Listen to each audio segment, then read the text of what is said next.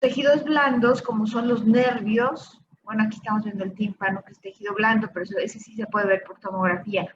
Para ver los nervios, los ligamentos, los tendones que tenemos en el oído, ahí se puede ver con resonancia magnética, ¿de acuerdo? La tomografía, pedimos tomografía de oído, cortes simples y reconstrucciones coronales y coronales, ¿de acuerdo? Y nos habíamos quedado en patología, nos quedamos, por ejemplo, esta niñita que no escucha, claro, porque no tiene abierto, no tiene conducto auditivo externo. Entonces, si su oído interno está adecuado, medio e interno están bien, pues con una cirugía perfectamente puede escuchar, una cirugía reconstructiva puede escuchar. Aquí tenemos, por ejemplo, no, pueden detectar aquí, en esta tomografía axial computarizada, del oído, plano. ¿Me pueden decir dónde está el conducto auditivo externo normal? Lado derecho, lado izquierdo. Lado izquierdo. Sí, aquí está normal, ¿sí? Vean que tiene una parte ósea, la mayor parte es ósea, y después más adentro tiene una porción blanda. Bueno, vean que aquí en esa parte hay material, no hay aire como debe ser, ¿no? Hay material ahí y fue un carcinoma. ¿De acuerdo? Aquí tenemos la crónica que tiene 2 pisos, ¿no? Solo debe haber aire y huesecillos. Y vean que aquí está un huesecillo, sí, ¿de acuerdo? Pero aquí hay tejido blando, ¿sí? Patológico. Entonces, eso es, aquí no puedo saber por la tomografía claramente si es por un carcinoma, por ejemplo, o si es por un proceso inflamatorio crónico, aquí tejido de granulación, fibrosis, etcétera. ¿Sí? Eso lo puedo saber por la clínica y bueno, a veces podemos poner contraste. Si fuera tumor, captaría, ¿no? Es una neoformación en el oído que es benigna pero es agresiva. Y entonces destruye los huesecillos, destruye todo alrededor. Y claro, esto no lo tienen ustedes que saber, ¿verdad? Lo que ustedes tienen que saber es qué pedir, qué estudio pedir para detectar cierta patología. Pero bueno, les platico, este es un colesteatoma congénito, un paciente de 35 años con hipoacusia de transmisión y parálisis facial periférica, porque claro que una parte del nervio facial, ¿se acuerdan?, pasa por el oído. Y entonces vean la zona de destrucción en esta tomografía axial y en esta coronal, ¿sí? Como incluso se está rompiendo el piso craneal y puede meterse al cráneo, al cerebro. Más ejemplos de colesteatomas hay congénitos y la mayoría son adquiridos como secuela de otitis media crónica y vean aquí debería estar este corte coronal, vemos la cócleo caracol, vemos el martillo y el yunque y vemos, ¿sí? ¿No? Y cómo se sale incluso acá al cerebro. Tumor glómico timpánico, aquí lo tenemos. Más Doctora, ejemplos. Sí. una pregunta. Dijo que se podía utilizar contraste, pero esto solo sería en caso de que haya algún tumor en oído.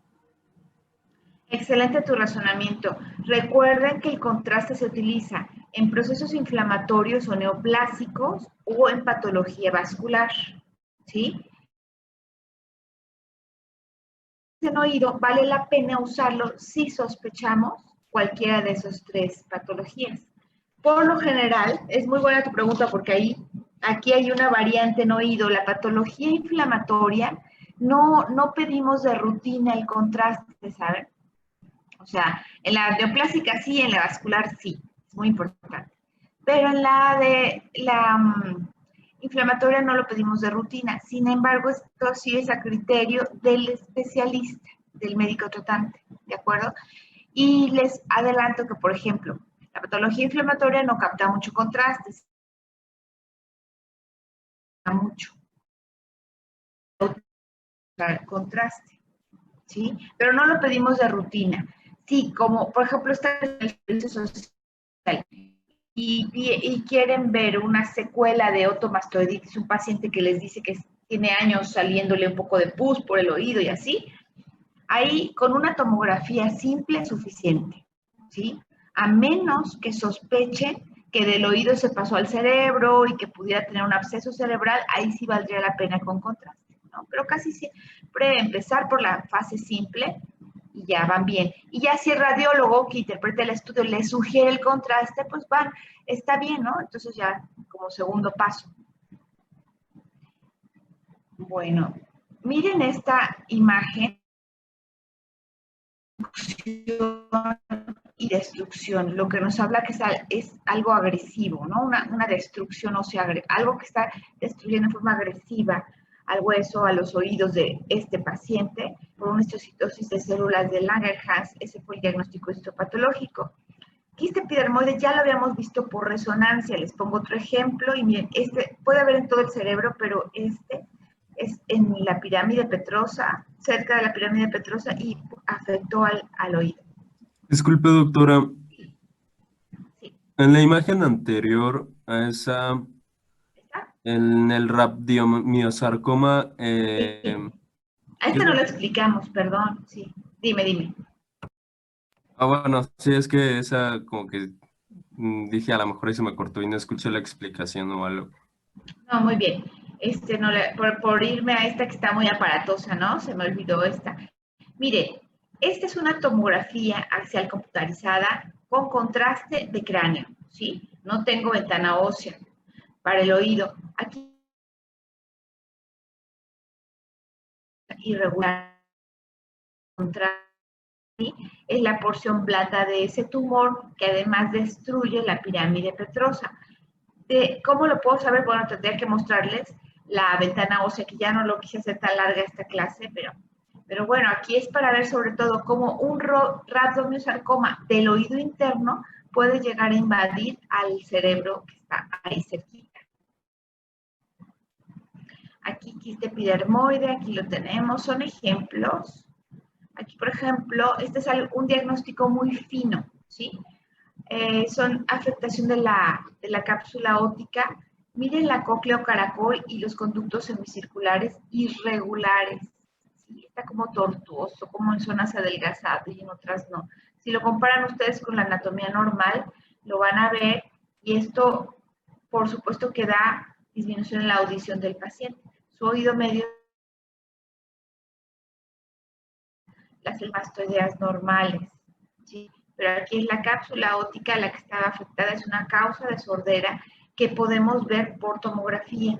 Miren ese cráneo de ese cerebro, ese cráneo de ese paciente con enfermedad de Payet, como todos los huesos están gordos, ¿no? Gorditos, como más gordos de lo normal, y eso hace que se cierren algunos forámenes. Dicen que esto fue lo que le pasó a Beethoven, que por eso se quedó sordo, ¿no? Por una enfermedad de Payet, que aumenta el grosor de los huesos y hace que algunos forámenes se cierren, ¿no?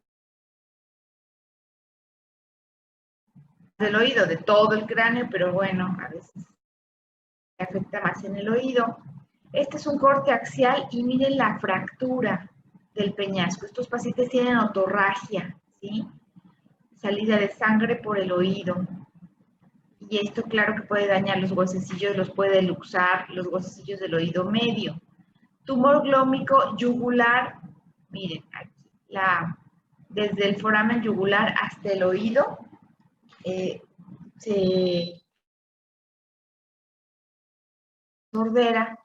Esto ya lo habíamos visto mucho, los tumores del ángulo pontocerebeloso que habíamos hablado, ¿se acuerdan del neurinoma del acústico con forma de cono de helado? Que el cono era en la parte del canal auditivo interno. Y aquí miren, tumor en el canal auditivo interno que después se sale y se expande a gusto, se expande por fuera del canal auditivo interno en el ángulo ponto y cerebelo. Este es el ángulo ponto cerebeloso normal. Este es un tumor en el ángulo ponto cerebeloso. Y los tumores más frecuentes ahí, ya lo habíamos dicho en neuro, son el neurinoma del acústico y el meningioma, ¿sí? Aquí tenemos ejemplos de neurinomas del ángulo pontocerebeloso. También hablando del oído, bueno, más ejemplos, ¿verdad? Tumores, este es un meningioma del ángulo pontocerebeloso. Este es una inflamación del nervio facial que, ¿se acuerdan? Una porción del nervio facial pasa por el oído y miren aquí el nervio facial normal, nervio facial captando contraste, ¿de acuerdo? Pues tenemos un encefalocele, ya también habíamos visto ejemplos, etmoidal y occipital, pero ahora les muestro un ejemplo del encéfalo que cernía al oído, ¿sí? Aquí lo tenemos. Y terminamos este tema.